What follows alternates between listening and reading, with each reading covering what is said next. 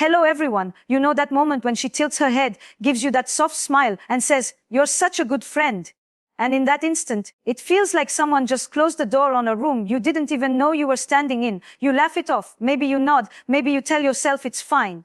You value her friendship, but inside, there's this quiet ache, a whisper that says, "This isn't where I wanted to be." Being in the friend zone is not just about romance denied, it's about a shift in the dance between two people. Suddenly, you're the safe harbor, not the storm. You're the listener, not the one who makes her pulse race. And somewhere deep down you wonder, how did I get here? And can I get out without losing her? Here's the truth. Women don't put men in the friend zone by accident. It's a series of subtle cues, responses, and dynamics that build over time. And just as it's created, it can be transformed. But not by performing, not by trying harder to win her over. That only deepens the role you've been assigned. Today, we're going to explore what really makes her see you differently and what makes her chase you. Not in a manipulative way, but in a way that restores the tension, the intrigue, the very thing that drew you to each other in the first place.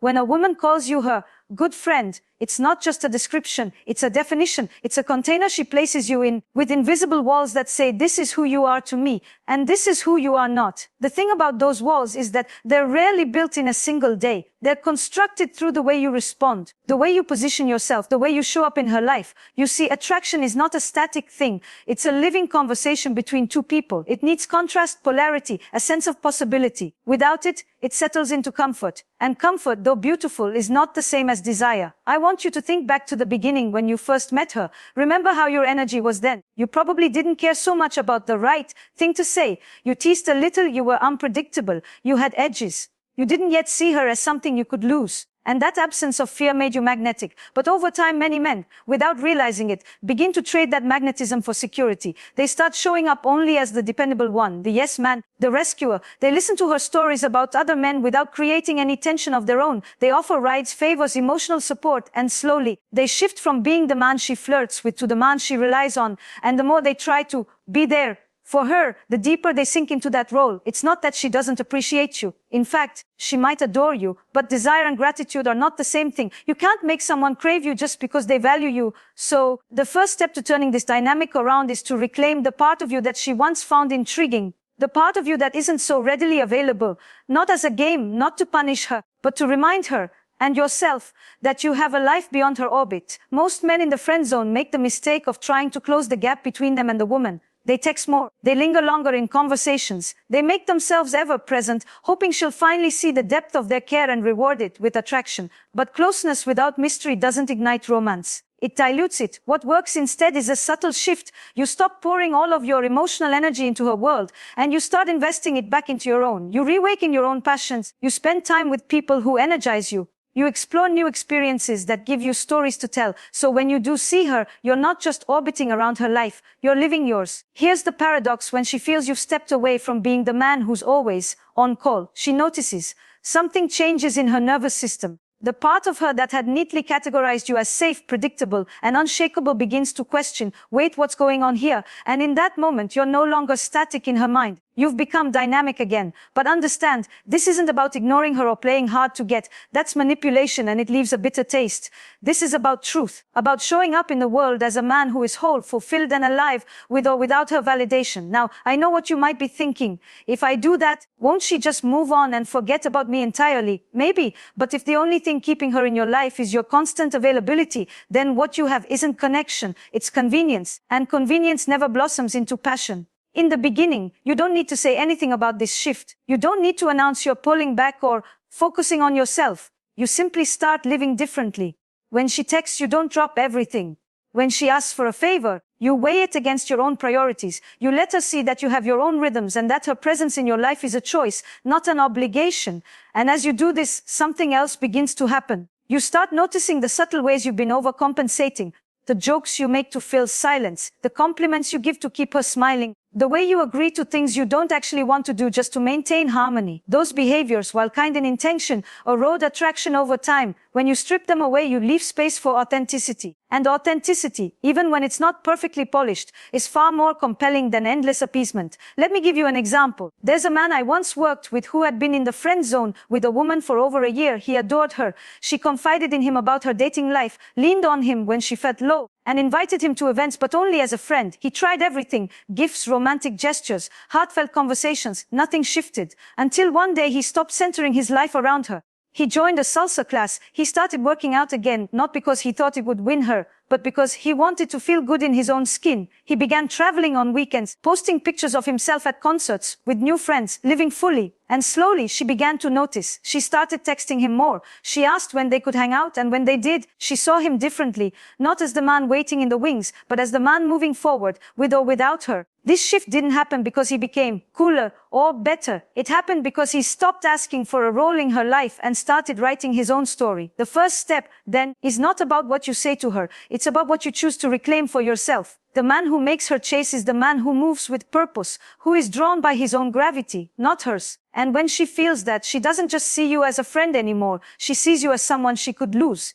And that changes everything. When a woman starts to feel that she could lose you, she doesn't always react with a grand declaration of interest. Sometimes it's subtle, a little more curiosity in her voice, a longer pause when she's listening, an unexpected text that says, "What are you up to tonight?" These are not accidents. They're small invitations. But here's the trap most men fall into: the moment they sense her leaning in, they rush back in with all the energy they had before, and the cycle resets. The key now is to handle this shift with grace, to move from being the man who is always there to being the man who is worth showing up for. And that means cultivating something far more important than availability: emotional tension. Emotional tension is not conflict. It's the space between two people that is charged with possibility. It's the difference between her knowing exactly how the conversation will go and wondering what you'll say next. It's the quiet moment in which she's not entirely sure if you're teasing her or being serious, and she leans in to find out. You see, desire is not born from certainty. It's born from curiosity. And the moment she feels like she's read the last page of your book, she closes it and puts it back on the shelf. You have to give her a reason to keep turning the pages. One way to do this is to stop offering constant validation. Men in the friend zone often think that the fastest way to a woman's heart is through endless affirmation. "You're so beautiful. You're so smart. Any guy would be lucky to have you." While compliments have their place, when they're given without effort or timing, they lose their power. She begins to take them for granted, not because she's ungrateful, but because they're no longer tied to any genuine spark between you. Instead, you want to make your words carry weight. When you do compliment her, let it be unexpected. Not in the middle of her telling you about her new dress, but perhaps when she's sharing an opinion you didn't know she had, or when you see her in a completely different light. Make it tied to something meaningful so it lands with impact. Another shift is in the way you respond to her stories. If she's used to you being the quiet listener who nods at everything she says, surprise her. Disagree playfully. Offer a perspective she didn't expect. If she says, "I could never do that," maybe you say, "I don't believe you for a second. You'd be amazing at it." And you know it. You're not there to provoke just for the sake of provocation, but to reintroduce a dynamic where her emotions are engaged, not just soothed. Now this is where presence comes in. The man she chases is not the man who overwhelms her with noise. He's the man who listens deeply, speaks with intention, and leaves moments of silence for her to fill. When you become comfortable with letting a conversation breathe, she begins to notice the unspoken. The way your eyes hold hers a little longer, the way you lean in slightly when she talks. In that silence, you create the space where attraction grows. I worked once with a man, let's call him Alex, who was in a similar situation. He had been the safe friend for nearly 2 years. She called him after bad dates. She asked his opinion on everything from career moves to outfits, but nothing romantic ever happened. When Alex started dating someone new casually, he didn't hide it. He didn't flaunt it either. He simply lived his life openly. He started posting pictures from dinners, weekends away, moments of joy that didn't include her. Within weeks, her tone shifted. She began asking more personal questions. She started suggesting they hang out, just the two of us. And when they did, Alex didn't revert to his old role. He was attentive, yes, but he didn't jump to solve all her problems. He let moments pass without rushing to fill them. And in that space, she began to feel something she hadn't felt before. The awareness that Alex was no longer hers to take for granted. The friend zone is sustained by predictability. Break the pattern, and you break the frame she has of you. And here's something you must understand. Women are deeply attuned to energy shifts. They may not always articulate them, but they feel them. If your energy says, "I need you to see me differently," she will feel the weight of that need, and it will push her back. If your energy says, I'm already living fully, and you're welcome to join me in this space, she will feel the openness without the pressure, and that is magnetic. There is also an art to touch here. In friendship, touch is predictable, a hug hello, a tap on the shoulder, a goodbye wave. In attraction, touch carries intention. I'm not talking about crossing boundaries or moving too quickly. I mean subtle shifts, holding a hug a second longer than usual, letting your hand rest lightly at her lower back when you guide her through a crowd, touching her arm when you laugh together. These moments aren't overtly romantic, but they create an undercurrent that says, I see you as more than just a friend. The beauty of this approach is that it's not about forcing her to feel something. It's about inviting her into a space where she naturally wonders about you. And the more she wonders, the more she engages. But this requires patience. Many men sabotage themselves by trying to close the deal too quickly once they sense interest. They push for a date, for a confession, for clarity. And while clarity is wonderful in business, in romance, too much too soon can kill the very thing you're trying to nurture. You have to let her curiosity breathe. Think of it like tending a fire. If you dump a whole bucket of lighter fluid on it, you might get a quick burst of flame, but it burns out just as fast. If you feed it slowly, with care, it grows stronger, hotter, until it's impossible to ignore. And this really is the essence of moving out of the friend zone. You are no longer the man waiting at the gates. You are the man walking his own path with a warmth and presence that makes her want to follow. Not because you asked her to, but because something in her wants to be near that energy again. There's a moment, if you do this right, when she will begin to cross that invisible line. She will start initiating more. She might suggest meeting up without you asking. She might text you late at night, not to vent about someone else, but just to see what you're doing. Her eyes will linger. Her laughter will come easier. And here's where most men make the fatal mistake. They treat this moment as the victory lap. They think, I've got her now. But this isn't the finish line. This is the point where the energy between you is shifting from the familiar safety of friendship into the uncertain, thrilling terrain of attraction. And uncertainty, my friend, is the lifeblood of desire. The danger here is to swing the pendulum too far in the other direction, to go from the always available friend to the overbearing pursuer. The moment you collapse the mystery, the moment you try to make her yours, before she's emotionally ready, you risk snapping her back into the comfort zone she had you in before. This is where you begin to build polarity. And polarity is not about opposites attracting in a cliché way. It's about creating a dance between two energies.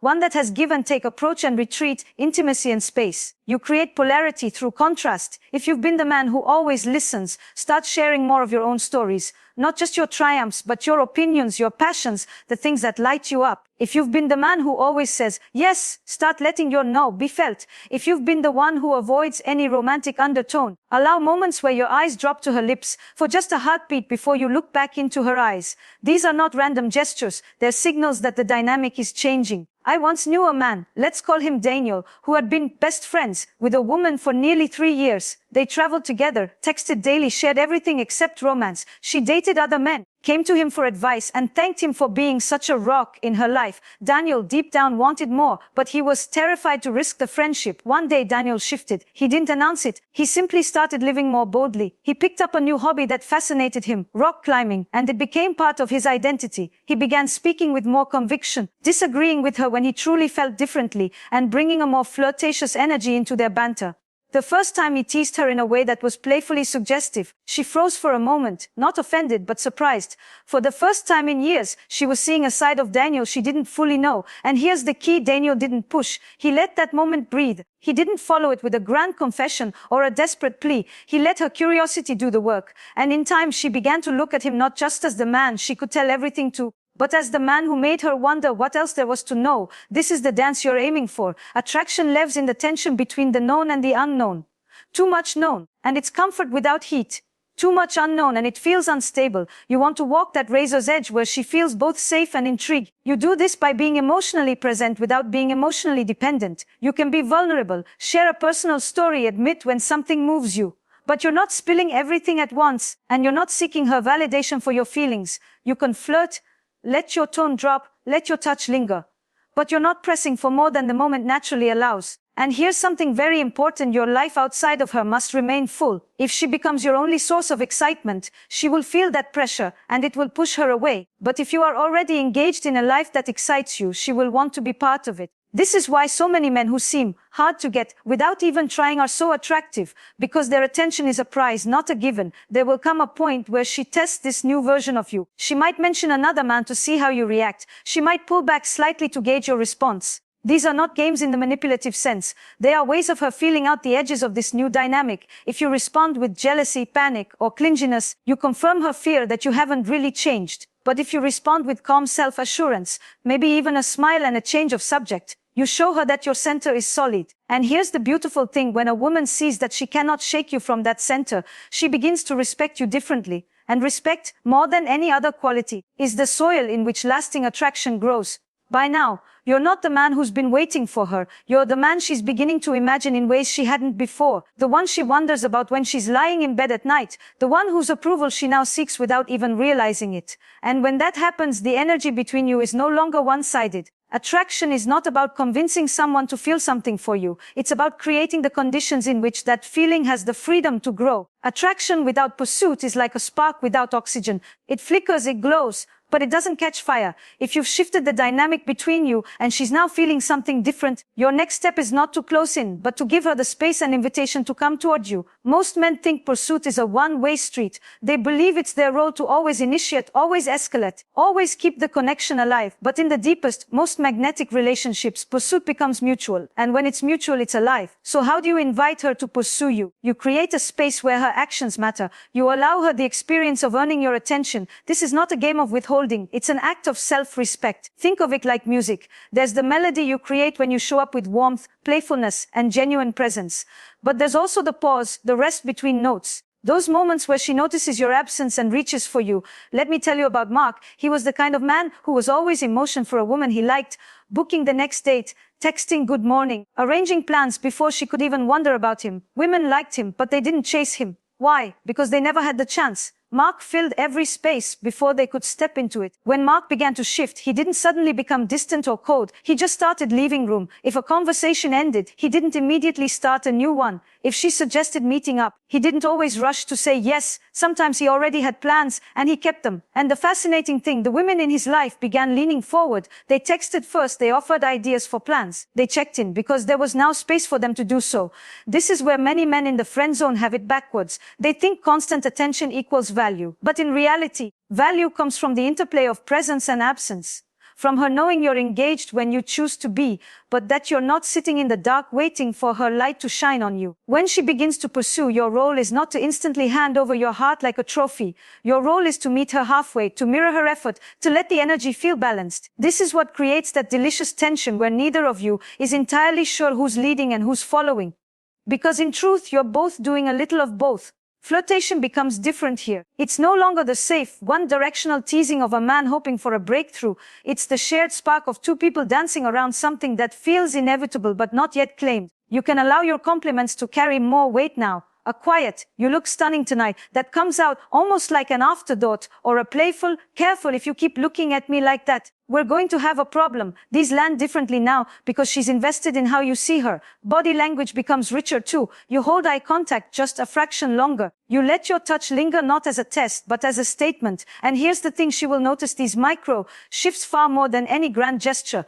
But there's a deeper layer I want you to understand here. Pursuit is not just about her actions toward you. It's about the emotional landscape you create between you. The friend zone is flat ground. Attraction, pursuit, romance, they live in terrain with peaks and valleys.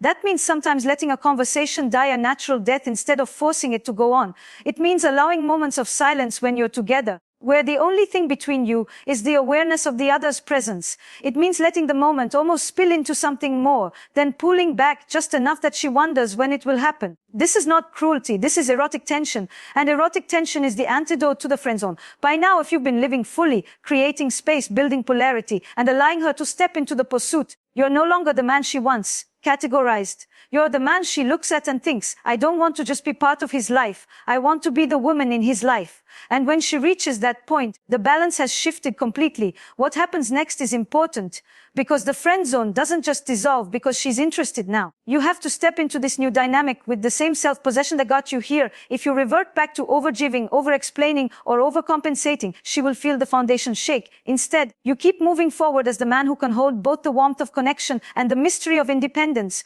You let things unfold without demanding immediate certainty. You allow her to wonder, to feel, to miss you in your absence. And when you do meet, the energy between you will be completely different. You'll feel it in the way she positions herself closer without thinking. in the way she laughs a little too long, in the way her hand might find your arm as she speaks. These are not signs to pounce. They're signs that the chase is alive, that she is now as invested in your attention as you once were in hers. There comes a point when the air between you feels charged. It's not just the subtle glances or the way her voice softens when she speaks to you. It's the undercurrent you can both feel but neither of you has named.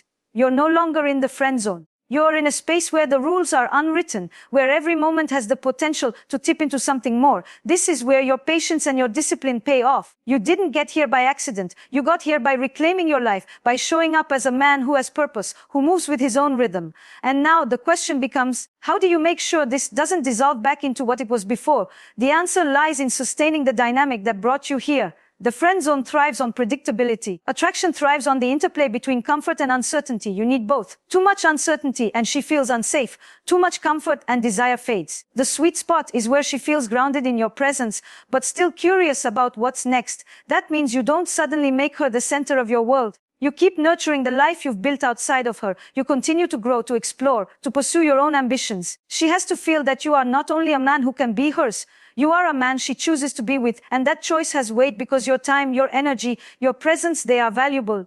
Now, here's where intimacy begins to deepen. Up until now, much of this has been about reintroducing attraction and sparking pursuit. But real connection, the kind that can last, requires vulnerability. The difference is that now your vulnerability isn't used as a tool to win her over. It's a natural expression of who you are, offered from a place of strength. When you share a personal story now, it's not to make her feel closer so she'll see you romantically. It's because you're already connected and you want to let her into your world. When you admit you're nervous about something, it's not a plea for comfort. It's a truth spoken by a man who knows his worth and doesn't need to hide his humanity. This is what makes a woman stay. The chase might ignite the flame, but it's the blend of intrigue and genuine emotional intimacy that keeps it burning. There's also the matter of physical escalation. If you've done everything right, there will come a moment when the shift from playful tension to physical closeness feels natural. You don't force it, you don't schedule it. You read the cues, the way her eyes linger, the way her body leans in, the way her laughter drops into a softer tone. And when that moment comes, you allow it to happen as an extension of everything you've built together. Maybe it's a kiss that happens mid-laughter. Maybe it's a quiet moment where your words fade and your eyes hold, and there's nothing left to do but close the space between you. Whatever the moment, it should feel like the most natural thing in the world, not a sudden jump, but a step that's been waiting to happen. And after that, you don't change the dance. You don't lock her in with constant attention or let the mystery die. You keep the rhythm alive. You continue to surprise her, to challenge her, to let her feel both safe and excited in your presence. Here's the truth: the friend zone isn't just a label she gave you. It's a dynamic you both participated in, and that means you have the power to change it, not by manipulating her feelings, but by redefining who you are in her eyes. When you become a man who is not defined by her attention, when you live a life that excites you, when you invite her into that life without making her the prize you're chasing, you create the conditions where she chooses you again and again. And the beauty of this is that it doesn't just change how she sees you. It changes how you see yourself. You begin to realize that your worth was never in her hands to begin with, that whether she chased you or not, you were already whole. And from that place, that grounded, confident, self-possessed place, you become the man who never has to beg for attraction because your very presence invites it. So if you've been in the friend zone, understand this: it's not a prison. It's a perspective, and perspectives can change, but they change first in you. You are not the supporting character in her story. You are the author of your own. And when you live that truth, you'll be amazed how quickly she turns the page and finds herself chasing you.